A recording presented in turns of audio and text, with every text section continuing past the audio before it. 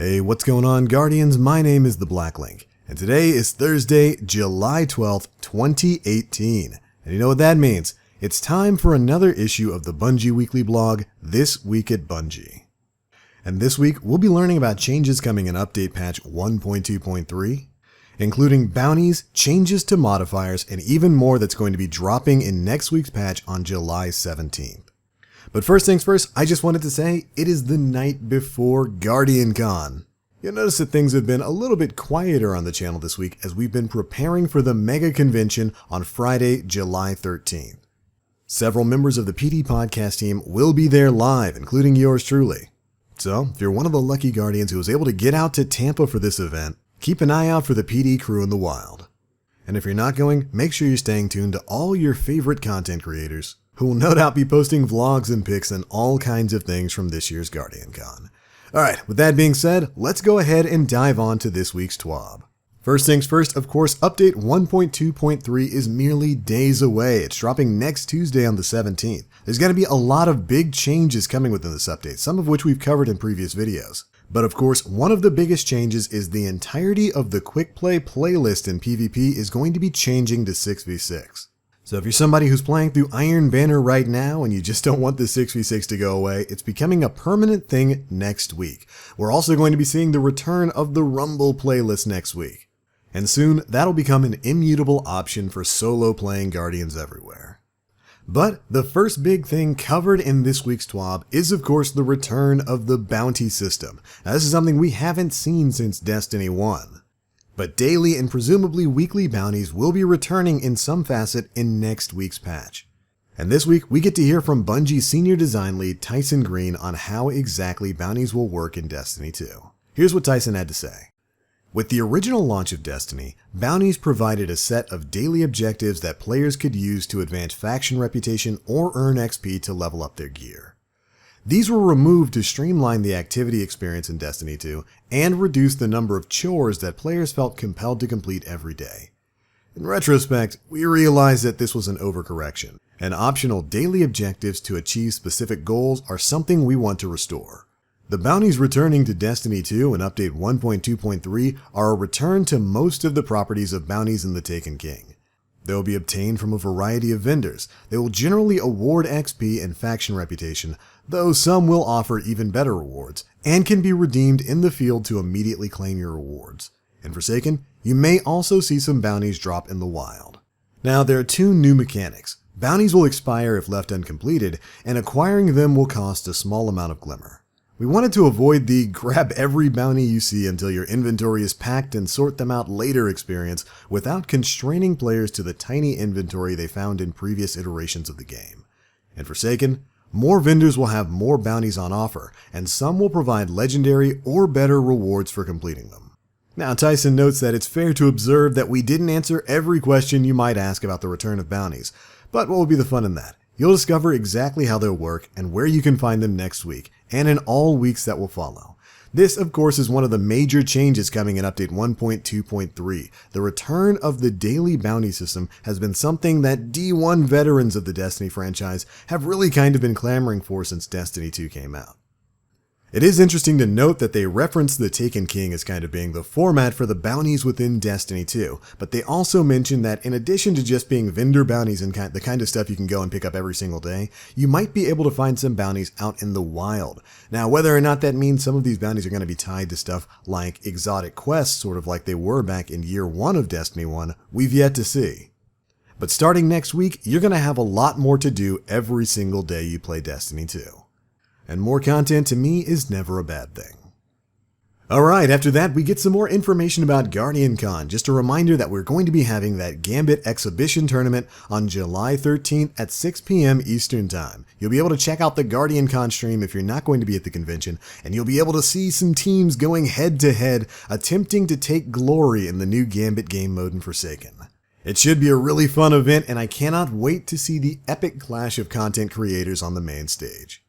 After that, we've got some coming quality of life changes in Update 1.2.3. Some of this stuff we've covered in previous videos with some of the patch notes that DMG put out a couple of days early. But we are going to be getting stuff like PC Clan Chat, which will add an in-game text chat channel that will allow D2 clan members to communicate. And we're also going to be getting several exotic armor fixes, as well as the exotic armor sandbox changes we've covered in previous weeks. First up, they fixed an issue that was causing targets marked by the Sanguine Alchemy to produce orbs when defeated. They also fixed an issue that caused Starfire Protocol to not work with the Dawnblade's Attunement of the Sky ability path. And finally, they fixed an issue that prevented Warlock melee attack damage when using the Ophidian Aspect exotic gauntlets and the Hive Swords or Orb Carry objects. But beyond that, we're also seeing some pretty big changes coming to some of the negative disadvantage modifiers within the Heroic Strike playlist. We get to hear from Bungie test engineer Drew Martineau about what exactly is going to be changing with 3 very specific modifiers. And here's what Drew had to say.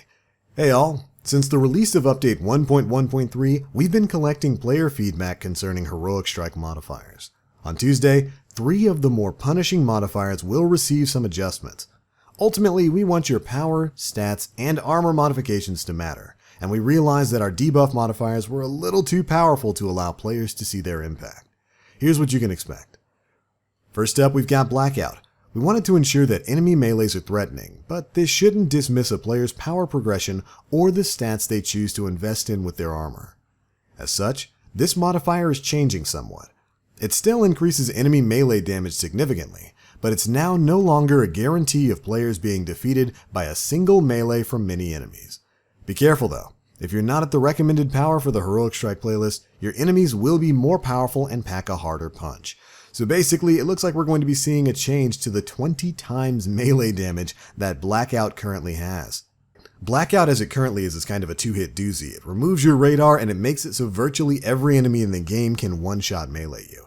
It wasn't my least favorite disadvantage modifier, but it definitely was one of the more spooky ones whenever you were running a Prestige Nightfall or just general heroics. So it's interesting to see that they're going to be changing it and making the enemies a little bit less lethal. Next up, we've got Grounded. Now, there are many times players are considered airborne when they're not actually jumping. Amen to that. And to account for that, we're reducing the damage threshold so players aren't punished for things outside of their control. Additionally, we're looking to prevent players from falling to their demise from a height of about 2 meters, just as they happen to land on a rock or some other small object. This, I think, is a great change. Grounded's probably one of my least favorite modifiers in the game, simply because of the way I play Destiny 2. I love the overall mobility that's available to characters within Destiny 2. Everybody likes to move and jump, especially if you're a hunter. Whenever you're running strikes and just mantling all over the place, you very often find yourself in the air. It's a very aerial game. So being punished for that, especially when it's not really your fault, when like a floor drops out from beneath you or you're standing on a platform in the game, thinks you're in the air, you're taking a massive amount of damage. So I'm happy that they're scaling back on that just a little bit. It was also kind of silly to drop from really minimal distances and then completely die because the fall damage was too much with Grounded on top of it. So I'm definitely very happy to see that change. Finally, we've got Glass. This modifier reduces a Guardian's shields and health while increasing recovery. We slightly reduced the impact of this modifier to better enable players to see the effects of their overall power progression over time. Now, I'm not exactly sure what that means, but right now Glass makes it so that your health and your shields are cut down by 50%, but are supposed to regenerate faster. Most of the time, it seems like you don't really notice that within the Heroic Strike playlist because you're just getting one-shot by a lot of big bosses. So I'm definitely happy to see that they're tuning back on that just a little bit. But anyways, those are the 3 modifiers that are going to be seeing a change, and they will be available at 9 AM Pacific on Tuesday, July 17th when update 1.2.3 goes live. Alright now, and for the final big bit of news within this week's TWAB, the Prismatic Matrix is going to be seeing a big change. And that big change is the fact that it's going to be going away for a while. The Prismatic Matrix is, of course, that new sort of experimental reward system tied to Eververse, where you could kind of go in, there was a knockout list of items that swapped out each week.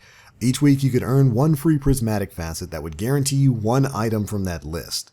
And the list was generally dupe protected. Now, they talk a bit about their philosophy with the Prismatic Matrix. They state that they wanted to give players more control over how exactly they earn Eververse items. They wanted to offer a more predictable path each week that guarantees access to specific items. And finally, they wanted to drop fewer duplicate items from Eververse.